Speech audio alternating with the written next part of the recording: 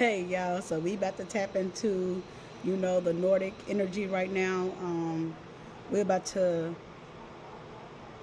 tap into the theurgy of Odin, Freya, and Vel Helsing. We're going to be discussing what are shield maidens, what are the poetic edicas. We're going to bring together the different societies, right? The different cultures, the different mythologies, the different folklores together to show you guys how how these deities work together to bring God's harmony to the universe and to our livelihoods. I want you guys to understand that the divine works with all of these deities. The divine created these deities. The divine father, the divine mother birthed gods. So you have to understand that they're not alone. We're not alone. They have been made to created to help co-create with the universe. You know what I'm saying? How I look at things, just like if you have a job, you the owner, you the infrastructure, president of the business, right? So that's that God complex. So say for instance, I'm not saying you God or nothing like that, but I'm just using God as an example. God has a lot to do, right? A lot of tasks that needs to be completed. So of course the divine mother has helpers, such as Odin, such as Odamari, her husband, such as Shiva and the rest of the deities that brings a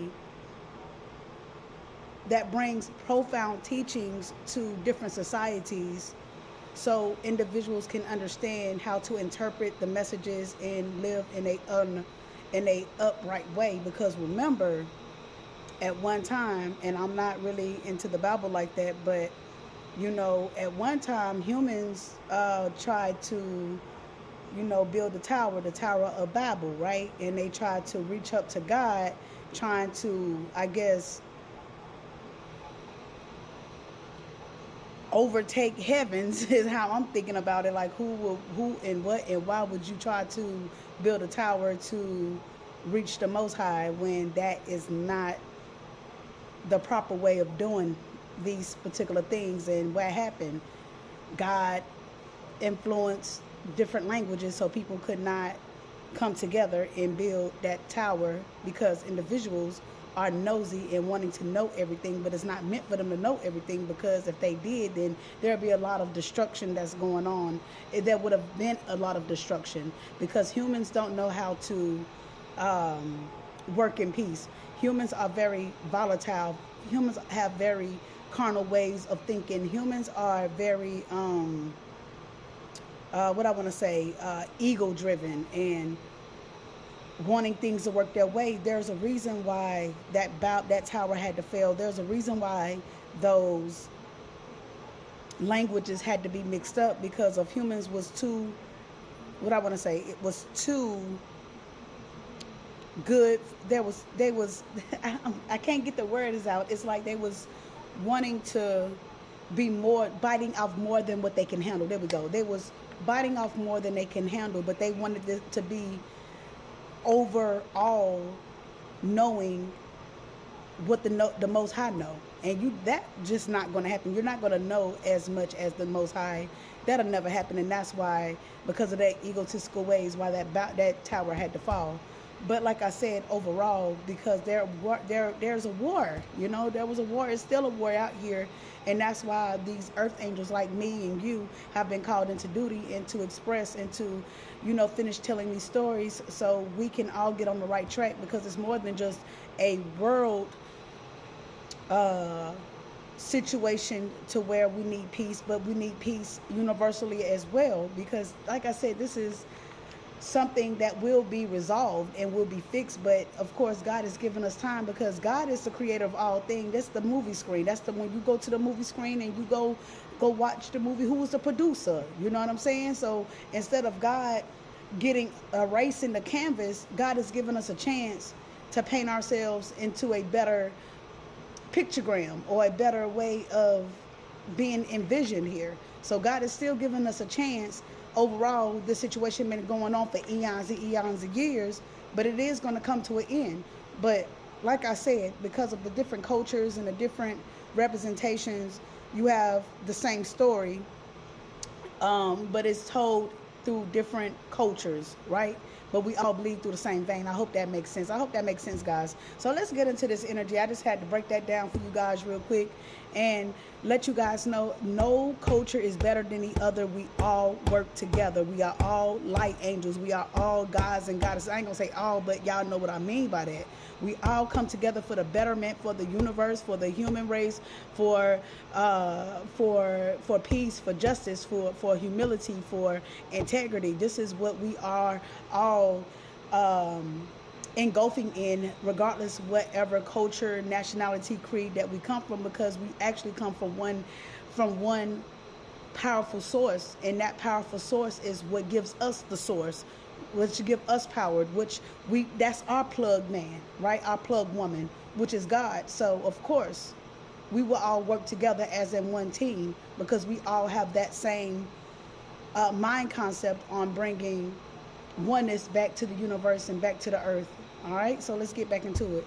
So Odin, Valkyries, and Van Helsing, these are some very potent and strong individuals that has showed up and showed out through our lives and gave us clearance on our path as well, more so dragging demons to hell. This is what they specialize in, getting rid of vampires, getting rid of werewolves, getting rid of demons. They are the ones who on the battlefield, right? The fairies. This is that Peter Pan energy. Don't think Tinkerbell is just some little flying around and princey little fairy. No, that's Freya, and she is a very strong force to be reckoned with. I just heard sewer maid. So they tried to treat Freya like a sewer maid, like she was not worthy, or they tried to defame her, and humans did. But overall, she's the main shield maiden to help eradicate the evilness from the battlefields, who carried these energies back to Odin so they can be punished. All right, so there's different realms. Different cultures have different realms to where they punish and they put the evil energies into certain prisons. Let's continue, y'all. This is gonna be more than one video because I have a lot of knowledge here, right? So I have to break it down to you. And these are Scandinavian cultures that we're tapping into. The women was really treated bad, except for the shield maidens, and we'll get into that in another episode. Follow the poetic etiquettes and you'll understand more of where I'm coming from. This is just little sessions that we're having so you guys can understand and follow the water if you feel like it flows within you, so you can learn about the different gods and goddesses that's been helping us throughout our journey here. But let's get into it. Odin. Who is Odin? Odin is known as the god of war and death. He rules over Valhalla, which is part of the 9 realms. This name means hall of slain. The slain is where the females, Valkyries, collect, the slain soldiers, and they take them to this specific area to get ready for the final battle. What is the final battle? You already know, Armageddon. So these are where the slain soldiers who have already passed away during the, the Knights Templar times, the medieval times, right? The King of Thrones energy, Queen of Thrones, I can't think of the name of the episode, but these are where these energies, they're not deceased, but their souls has been carried to a battlefield for certain individuals, right? And they're going to be brought back to fight in the Great War, which is Armageddon, when we almost there. So they're getting prepared. They're getting ready for Armageddon. And then there's certain other soldiers that are taken to strictly to the heavens, okay? And we're going to get into that energy too. But I just want you guys to understand and get a general breakdown. I will be coming back with another video after this episode.